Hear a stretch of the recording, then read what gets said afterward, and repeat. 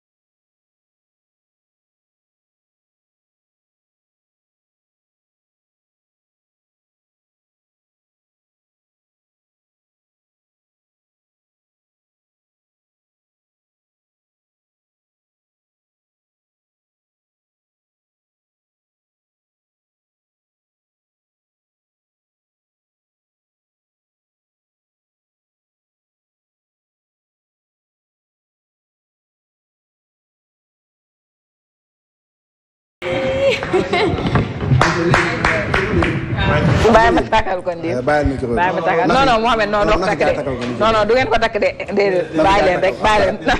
moom soxlawul sax micro mi ngeen micro. waaw non mais quand même takkal ko micro. waaw mu gën a rafet. non xam naa seen dikko doy ngeen waar. gisoo ni ma taxawee nii taxawaay lan laa taxawee nii. ah taxawaay saytaane nga taxaw nii. Mbaye lan la luy sa problème mooy kii maa ko taxaw. Astana ngi nii Mohamed mooy suñu invité tey moom nag je pense que nekkatul sax koo xamante ni dinañ ko présenté ci sphère médiatique bu sénégalaise rawatina ak monde musical bi nga xamante ni moom lay évoluer parce que depuis nag mu apparaître sur le petit écran elle a été automatiquement adoptée par les Sénégalais. ñu bëgg lool son style bëgg son l'aspect innocente de son visage. bëgg itam ni mu nekkee xale rek xam nga fii xale buy def fii mag moom dana naan xaaral mais xale rek moom dañuy adopté ci saa si def ko suñu doom. Asta noo def. maa ngi si jàmm. maa ngi si jàmm loolu ak ñi lay seetaan. waa di nuyu bépp téléspectateur di ñu seetaan di leen nuyu yéen ñëpp ma fekk ci plateau bi. leen wax Asta tey nag mu ñëw. parce que yéen bégal gars yi bégal waa Sénégal yëpp daal ak ñëpp ñu ngi seetaan. Aïcha Fassa. change ton regard s'il te plaît. waaw nga xaw a nga lu balaa ngaa amee loos Fassa si vraiment ñu gis dernièrement. nga nekk di def mais yow da nga changé mel ni kuy charmé waale xale bi de. waaw non da nga changé waxin changé taxawaay changé. mais da ngay faral di dund lii de ngay ñëw ñii di changé doxin changé waxin da koy faral di dund tiit naa de. ah c'est. bàyyi leen jàmbur bàyyi leen ko. kii baleen ko kii. bàyyi leen xale la kii dañ ko yónni yàqamti ko. xale la xamul dara ñun dañoo namm ci réew mi ay Grammy. ñun dañoo namm ci réew mi ay disque d'or te moom nii dañoo bëgg mu andil ñu ko ci réew mi. xamul ko ni mytho moom mënut a ñàkk moom fii ñun ñëpp a wax lu dëgg. mais bëgg naa ñu ñëw ci yëfi mytho yi parce que mytho ku ne xam na ni ci français mooy ku dul wax dëgg. gis nañu texte bi ni mu riche peut-être li nga woy ku ne jot na koo dund. ak Ibou Ndim wala ak Diaw wala Momo wala Mbaye est-ce que mën nga ñëwaat rapidement rek ci réalisation opus bii nii. waaw comme ni nga ko waxee rek mytho parce que boo xoolee affaire la boo xam ne ñëpp a ko dund daanaka bu muy góor muy jigéen ndax boo xoolee bu ma génnee son bi rek tu vois les gens de partout ne Astar yi bu ñu mel ne man nga woyal dama ko dund et tout ça. et franchement ñu loolu moo tax a jóg en fait. on est là pour di lancer ay messages di def loo xam ne ñëpp nañ ci sentir seen bopp nañ ci gis seen bopp. donc ak loolu ñu xalaat vraiment man personnellement ma xalaat lenn loo xamante ni tey jii mën naa relater li nga xamante ni moom la nit ñi di dund chaque jour et foofu la muy idée mytho bi génnee. foofu la idée mytho bi ñëwee gis nañu clip bi parce que Mouhamed man pour man lii ñun États-Unis lañ ne de. kii ay Shakira laa daan gis ñu koy def ay. accoutrement bi. waaw vraiment c'est magnifique. jeu de couleur yi. parce que xoolee qualité bi xool liggéey bi ne ci ginnaaw.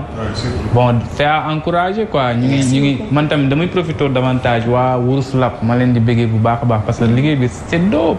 ñëpp a kontaan. Sele Yannick ñëpp ñu nekk ci ginnaaw Yarba Deko ñëpp ñu ngi leen di kii charaat bu baax a baax parce que. meilleur clip bi meilleur. thank you vidéo bi nice na mi ngi mel ni ñu tourné États-Unis tamit mais tamit daf ci am solo que ki tourné clip bi aussi tamit daf ci def effet parce que moo jëli woon fële benn Anta Ndiaye boo xam ne peut-être daa bind texte bu riche ama way li muy way moo de ñëw ñu defal ko clip bu mel ni tam du feeña c'est important est-ce que waaw nii donc moom lii style bii nii man su doon dama koy conseil dama koy wax ni ko bu mu ko bàyyi parce que fi mu toll ñu ngi gis ay Beyoncé ñu ngi gis ay Rihanna te donc lii beneen style la boo xam ne maanaam ragal du ko def daal. waaw jeex na tàkk mu ngi noonu. Beyoncé Sénégal bëri na Beyoncé nag na fi Beyoncé kii Beyoncé ko mais yow boo ñëwaatee peut-être rapidement ci woy bi gis nañu dernièrement ni mu saturé Mouhamed parce que nag ñu tolloog moom. dafa bari lool te ku la ci mujjee génnee dara rek mu mel ni moo gën a neex. Qu'est-ce que ça te fait de devoir faire partie de cette compétition très rude? bien sûr man je vais pas dire compétition parce que boo xoolee affaire bi ku ci nekk da ngay def li nga bëgg. nga koy def xam nga avec plaisir parce que def li nga bëgg tamit dara dàq ko. donc ça fait plaisir tey jii may gis ñi nga xamante ne ñu ngi am ay rêves di ko poursuivre di si def lu ñu mën pour réussir si ma leen di encourager encore de passage. et voilà man moom dama leen di encourager et c'est pas affaire de compétition ku ci nekk da nga am fu viser franchement te yaa ngi ciy dem ak voilà. voilà man am na ndaw rek fu ma bëggoon ñëw. parce que des fois da ngay gis star boo xam ni dañu koy préparer. à bas âge tey boo xoolee Lionel Messi tey fi mu toll. voilà fi mu toll tey des fois nga dugg nga xool ay vidéo yoo xam ne bi mu nekk xale bu ndaw mu leer dañ ko teel a teg ci code. mu mel ni tey moom ay parents wala ñi nga xam ni tey ñoom ñoo ko yar dañ ko préparer xam ni kii macha allah ko yàlla la fa lay cat rek mën na nekk star ba tax ñu tuddee ko Astar. mën nga ñëwal ci loolu. voilà star beeg star. parce que tey star la. waaw star la moom macha allah. merci beaucoup. comme ni mu ko waxee rek turu Astar bi parce que Astar boo xool yàlla moom star et bañ koy def c'était quelque chose de naturel en fait. c'était quelque chose de naturel loo xam ne man ak sama yaay ñu toogoon di jéem a trouver tout et tout ça man ko man sama màggee star laa bëgg a nekk. et avec ça on a utilisé le Astar surtout parce que sama vrai nom c'est Astou Sandra Smith donc on a utilisé Astou comme Astar. A star en anglais c'est une star. donc tout ça tey jii mu nekk loo xamante c'était naturel la mais dafa am mujj am ay cohérence en fait. et c'est bien foofa nag. ñàkkul moom lu mu bëgg a laaj ci Astar. man sama question mooy le fait que nga nekk xale di pratiquer métier boo xam ne quand même c'est difficile. métier mag la de. oui métier mag la il faut nga am maturité encadrement et tout comment tu vis ça. bon c'est pas facile honnêtement parce que boo xoolee man ba may door a dugg ci musique bi j'avais 11 ans. j'étais très jeune. en plus nga nekk ndaw nga nekk jigéen c'est pas facile du tout. mais man li may doxee ci àdduna mooy gëm-gëm. man damay gëm léegi nag nga gëm li ngay def en plus nga boole si fulla ak fayda am boole ci tamit sa ay kilifa parce que c'est très important boo amee ay kilifa nga leen di yëgal li ngay def et tout ça ñu lay conseiller bu boobaa doo réer sa àdduna donc tout ça c'est des choses yoo xamante ni boo ko defee sa bopp ni que tu peux le faire même si c'est difficile inchallah di nga fa egg. surtout tentation yi ñu la tere way mbëggeel. dina ñëw inchallah yu gën a grave parce que moom mbëggeel waaye gu ko de est-ce que xam ngeen loolu. parce que elle n'est pas encore amoureuse aussi. parce que gars yu bëri dañuy laajte question boobu pourquoi Astar du way mbëggeel ak yooyu lan moo tax la. ouais bon man ci projet yi la bokk yi ma bëgg a def. mais je me suis dit mënoon naa xaar un peu tuuti ba ci kanam rek door ko commencer mais si projet yi la bokk incha allah. et puis moom ci wayu mbëggeel yi nga daal. sa wayu mbëggeel dafa nekk way boo xam ni maanaam waykat buy doog a jàng way daf ko war a tegee ne bu bëggee def carrière. parce que dafa yomb texte yi mbëggeel la yomb. bëgg naa la bëgg nga ma kaa ñu am. non mais da ngay xool ni. donc naan lii rek bind naa way. merci beaucoup da ngay xool ni nit dina génne benn album boo xam lépp mbëggeel la. parce que moom mooy fournirul ay efforts yu bëree bëri donc moom li muy def ni mi ngi day wane ni mu ngi gëstu donc am na ñu nekk ci ginnaam ñoo xam ne aussi tamit ñi ngi gëstu parce que ay thèmes lay woy yoo xam ne woy bu fi leen la ñàkk fay. xam nga lu ma gën a neex mooy lan elle a une voix très naturelle.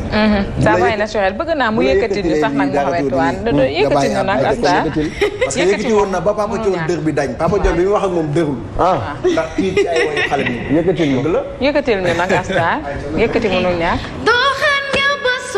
baaxul nangul defeet bi bul yàkkal ñeneen ñi bàyyi leen ñu yegsi def ma gilam yëgu ma ko dëkkal diggante xeme ma tax na ngay wati ma yàq fu ne di ma waxal lu ne doo sama jaati bëgguma góor buy fen fu ne non bëgguma waaw bul bëgg lool de. góor gi fen dëgg la de mais nag dëkk bi dafa bëri de sunu genre gi duñu wax dëgg de. yéen la wayal yéen mii la wayal. non ñëpp la wayal. yéen xale góor ñëpp la wayal déggoo ma de képp kuy góor di nga. mais waaw exception moom. dafay am dans toute chose. te man xaw ma ne woon sax texte bi Mouhamed yii la ciy wax kon xale bi génnu leen sax méthode bi. boo xoolee histoire bi. moo xamante ni moom day ñëw comme sa xarit sa frère et tout ça bon yàgg na ñëw di la. ay Mouhamed la fu ñu wéetee ne non sama gel la accepté woo mais genre mu ne léegi ñu nekk ay xarit et tout ça xam nga. nga jàppee ko sa xarit wala sa frère. nekk tey mu ngi si ginnaaw genre. sama képp la. daf la dal loolu. bon en fait man ba ma ko defee dama inspiré wu en fait en général. bon loolu moom du ñàkk. sama képp loolu moom du ñàkk. mais comme ni ma ko waxee rek ñun en général man ce qu'on veut faire en fait c'est loo xamante ni ñëpp dañ ciy. parce que man gis naa koo xam ne nee na yéen ñaar da ngeen di génn man gis naa ko 2 fois. loolu moom du ñàkk. loolu man yow bi ñu koy ñoo ànd. ñoo àndoon xala suñu réalisateur la sax. ba pare naan ma nii non cëppal naa ko seen invité bi kenn gi rastaman la kaa bi rëy ci man. rastaman la te démb loon anniversaire am lii rek doy na. yow mës nga leen gis ñi ci ginnaaw. bon. mosoo leen gis de ñu ne dañuy génn ak yow. kii wuñu de mais man sama question Nafi mooy qui est derrière qui écrit parce que xam nañ ni yaa moo ko doon accompagner ba yàlla dogal lu muy dogal. donc il est très bien encadré. il sort peu il produit peu kan moo nekk ci ginnaaw. Bon, côté production, j'ai déjà une équipe qui est avec moi, Team Astar, Malène de passage. J'ai aussi Madoki, mon avec mon projet récent. Boudé côté écriture avec production. Voilà. Merci. Ok, donc pour des réalisations et tout ça, j'ai mon équipe Team Astar. Je les remercier Boubar de passage. Et côté réalisation, je travaille actuellement avec Madoki, qui c'est mon projet récent. Et pour côté chanson, j'ai Akache et Bahao. Franchement, nous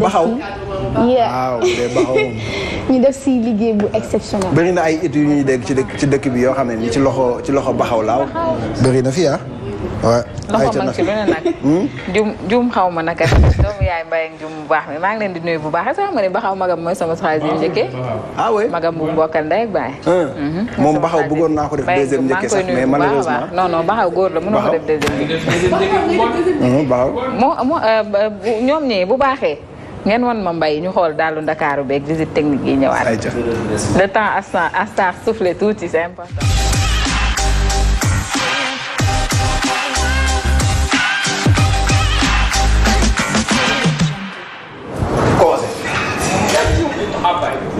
mais Nafi kañ nga jël congé. ayca non jëloon naa ko du ma jëlaat. du ma jëlaat parce que yéen il faut ma nekk fi di leen delloo si. non du ma demaat. te congé mu gën a gaaw da ngeen di woo Malcolm rek.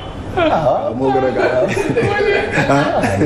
ayca Mbaye loo andi tey. waaw li ma indi tey mooy comme ni ma ko waxee woon sànq rek dañuy dem seetaani vidéo bi ci visite technique yi laay wax bu ñu ñëwee chauffeurs yi taximan yi ak particulier ñi nga xam ni ñoom ñooy rang di dem pour wut visite technique coono yi nga xam ne moom la ñuy daj foofu ak njuuj njaaj yi nga xam ne dafay nekk foofu noonu am kaay ma dugal la nga fay ma nga kii ak yooyu dañuy dem seetaani vidéo bi ñëwee ñu gën ci yaatal.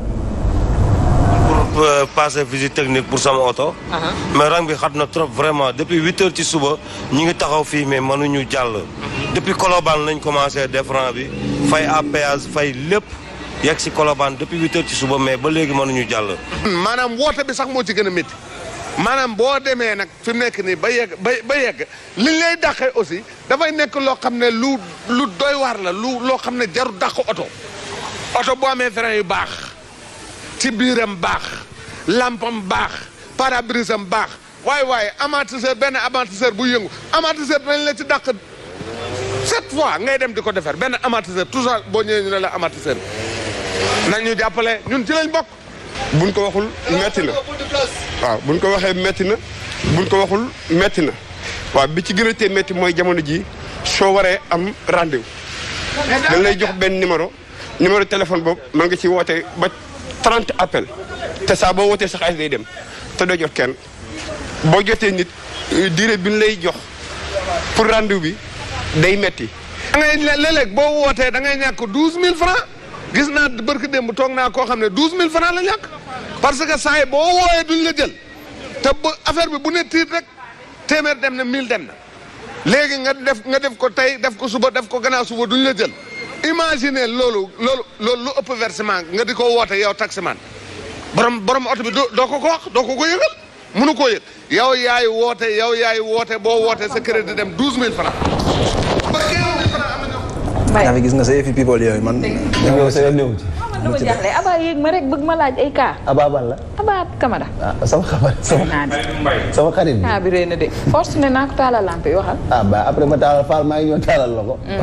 waaw mi ngi noonu visite technique yaa ngi noonu donc problème yi nga xam ni moom la chauffeur yi di jànkonteel mi ngi noonu ak numéro yi nga xam ni moom lañ joxe pour ñu war ci woote pour jël rendez-vous numéro yi nee nañ mën nga ci woote 30 appels mais duñ la jël des fois mën nga woote 15000 francs pour jël rendez-vous. kenn du la jël te numéro serveur la donc dafa metti ba pare rang bi gudd na ba pare njuuj njaaj yi ñu ngi foofu noonu oto yi nga xam ne moom la ñuy dàq des fois da ngay gis oto boo xam ni mi ngi nekk ci état bu normal soit nga am benn pare-brise bu fett nga àgg ñu dàq la nga gis benn oto boo xam ni moom day ñëw ñànkar mu leer na la lii sa oto ko gën téeméeri junni yoon oto bi ñëw ñu bàyyi ko mu passé donc yooyu noonu nekk ay problème yoo xam ni ñoom ñi ngi koy jànkonteel foofu noonu ci fi ñu wutee visite technique ba pare nit ñi nga xam ne dañuy ñëw di encaisser nit ñi boo leen joxee 15000 francs wala 12000 francs ñu jéem la jàllale nga ñëw jàll vite fait am ñoo xam ne fa la ñuy fanaan loolu nekk ay problème yoo xam ne jàpp nañ ci 12 de. jàpp nañ ci 12 c'est que problème bu réel la loolu moo indi sax d'ailleurs corruption bii nii bañ jàpp leen jàpp nañ ci ñii ay mécaniciens lañ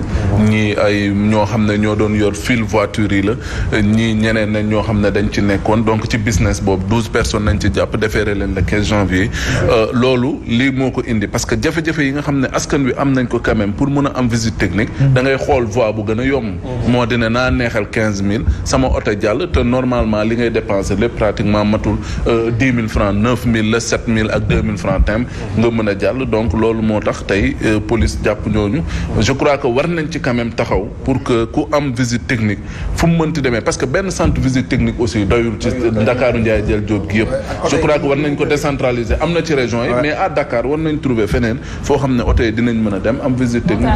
oto yi dañu bëri Dakar. technique après ñu jàpp leen du mujj fenn vraiment. yow nga ni Africatel. xaw ma li ma wax. kii di Africatel kii yow balaa ne nga am passeport yow na fi meef nga de. déedéet dama daan dégg bi mu nekk xale. déedéet yow kay woote si Africatel affaire. man 2016 am passeport yàggul yàgg naa dégg affaire la. yow nii 2006 la am Bakary lu ne yaa koy sëmi. Africatel affaire sax yàgg. donc problème bu mag laa nag maa ngi bëgg a yàgg ci réew mi. visite kay visite yaa ngi noonu donc lii problème la boo xam ni war nañ ci teel a jóg comme bu fekkee mën nañoo dolli yeneen centre pour nit ñi gën ci mën a yaatal ndax oto yi bari na lool ci benn centre rek yooyu donc problème yaa ngi noonu léegi beneen bi ci topp mooy maa ngi nuyu bu baax sama xarit bi Ndiaga Ciss borom xaar yàlla Bakary sama xarit la kooku maa ngi koy siyaar moo ma def nii il faut mu siyaar ko na ko ne siyaar ko ne Mouhamed ñu dellu siyaar peut-être ci Astar rek waaw parce que nag bëgg nañ xam projet yi parce que on sait que elle est élève elle est en classe de terminale nga pause études yi génne lii nii pour bégal say fans comment tu parviens à pallier les deux surtout. waaw bon c'est pas facile mais comme ni ma ko waxee man bëgguma kuy daanu fenn muy jàng parce que c'est très très important sama éducation parce que boo xoolee am na entourage boo xam ni franchement ak ni may gérer sama temps d'étude ak sama temps musique am naa nu ma ko gérer noo xam ni macha allah j'en sors très bien avec mes notes. D'ailleurs je suis la première de ma classe. Oh, merci. Donc man du ma bàyyi fenn en fait. man je pense que tey ci musique bi daf may gën a jàppale sax sama jàng. parce que déjà il faut ngay am culture générale pour thank you so much donc tout ça m'aide avec l'école. En même temps l'école aussi ça m'aide avec la musique. thank you day tax ma gën a am ay idées man maa ngi FL. waaw sama série la de lool. série la. ñoo bokk ASC ñun ñëpp L lañ ñëwoon. dee amul jotul amul. non scientifique bu rëcc laa nekk S laa doon def mais dama jógee S dem L. parce que en fait c'était le temps en fait. sinon j'aurais duma am temps dafa laaj kii dafa laaj temps en fait. mais normal aussi parce que musique dafa laaj ngay gëstu ci côté littérature. effectivement wax sax laa ci laay rebondir ñaar yi nga boole yëpp dañoo jaloux. jàng taa jaloux. musique dafa jaloux. dafa jalouse plutôt alors yow nu mu la ko waxee nan ngay allier les deux parce que c'est très compliqué quand même quoi qu'on dise peut-être que tu es brillante ba nekk première de ta classe mais comment tu fais vraiment pour s'en sortir parce que c'est vraiment difficile. c'est pas facile parce que ñaar yëpp yaa ci fee de. tout le monde même sama waa kër dañu naan comment tu fais ça. nii je viens de l'école. ah ouais école laa jógee ma préparé gaaw et te démb tamit école laa jógee directement dem naa émission bu ñëwaat.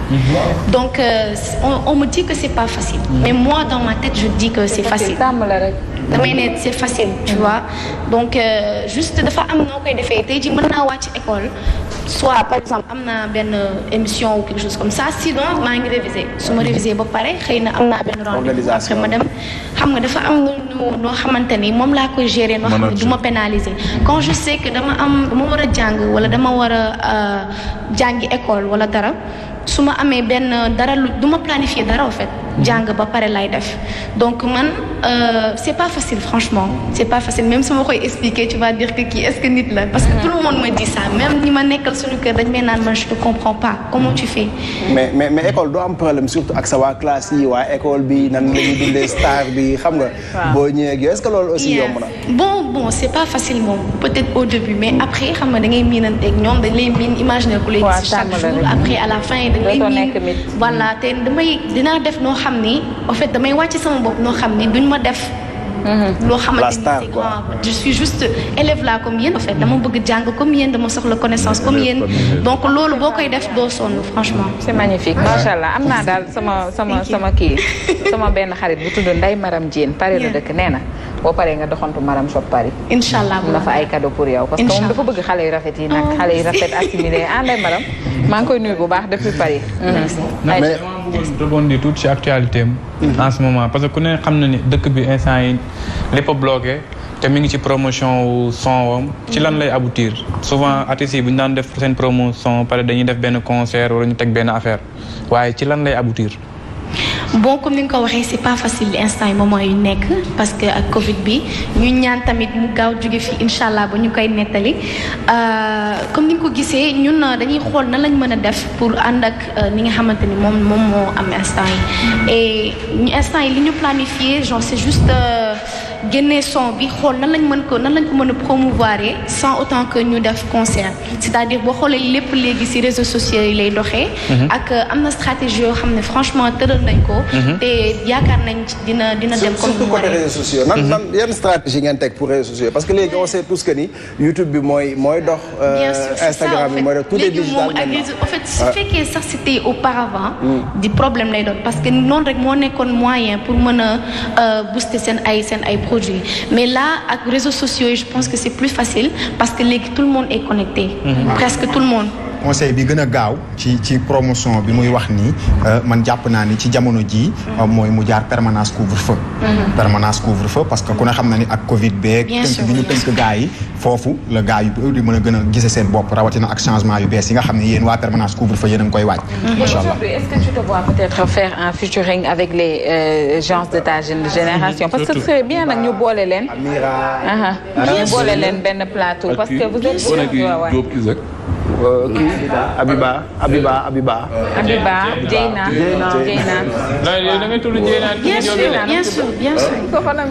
Bien sûr. loolu tamit nekk na loo xam ne bëgg naa ko def et pourquoi pas d'ailleurs mais incha allah ñu ngi préparer ay projets yoo xam ne incha allah. mais Astar commencé du live.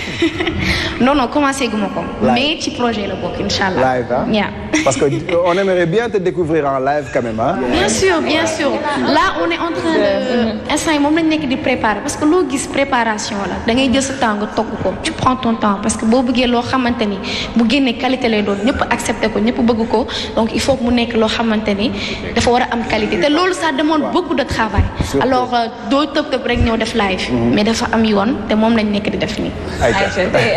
li ma bëgg peut-être elle communique bien macha allah. ouais elle communique bien. tàccu leen ma Astar waay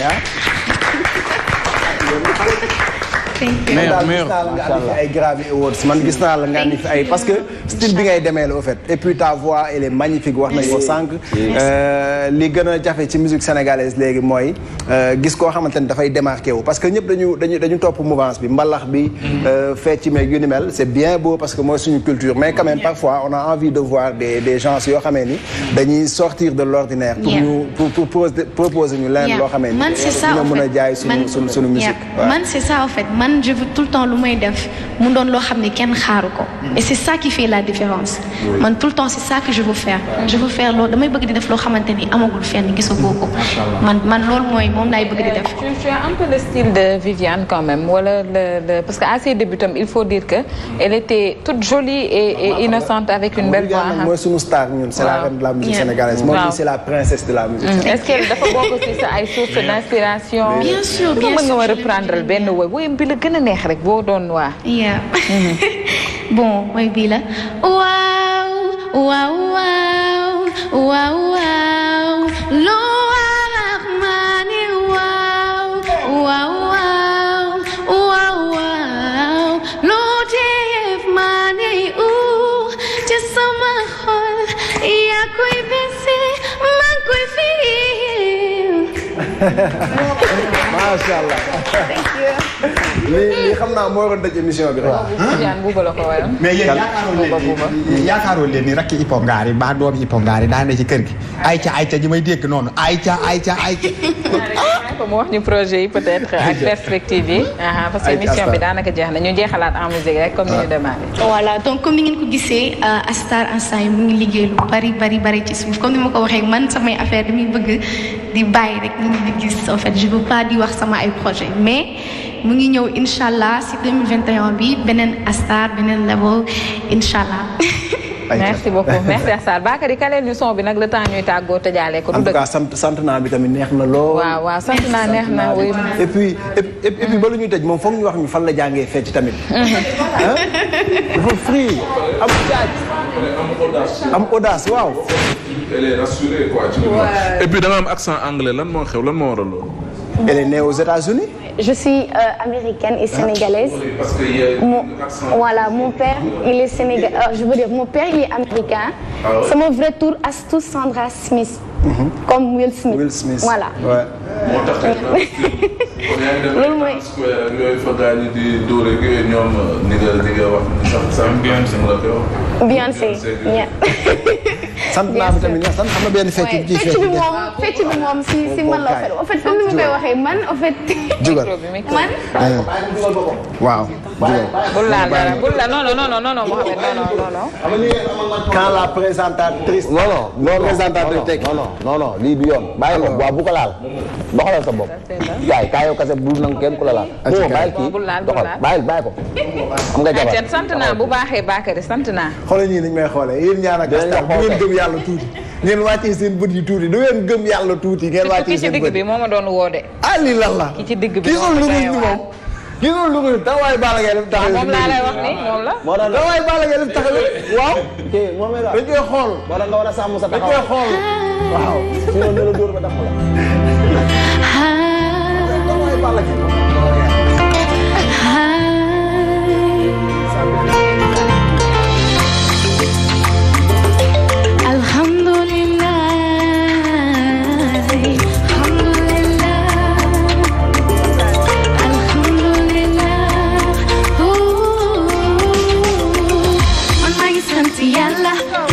family bu ma neexee daagu am sama kàddu bugguma tragedy xool ma dama fashion maa ngi feel alright alhamdulillah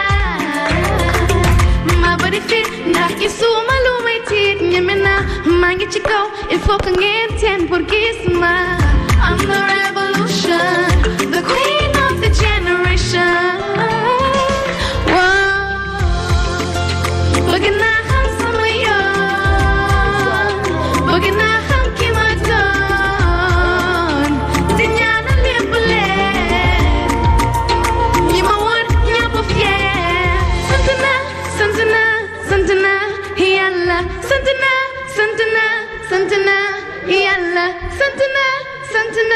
Santana, yalla, Santana.